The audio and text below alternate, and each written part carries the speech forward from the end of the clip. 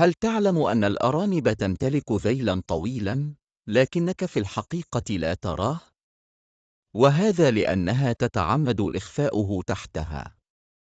حسناً، إذا قررت التجربة، يمكنك سحب ذيل أي أرنب، وستتفاجأ أن الذيل ينفرد معك بطول يمكن أن يصل إلى 20 سنتيمتراً.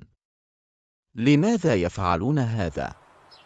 هذه هي إحدى آليات تطوير البقاء من أجدادهم. فعندما كان الأرنب يظهر ذيله الطويل في نهاية جسمه، كان وقت المطاردات من الحيوانات المفترسة، يستطيع أي مفترس أن يسحبهم من هذا الذيل. فكانت الأرانب ذات الذيل الطويل أكثر عرضة للافتراس. فتطورت آلية الدفاع هذه في حمضهم النووي، وما زالت موجودة حتى الآن.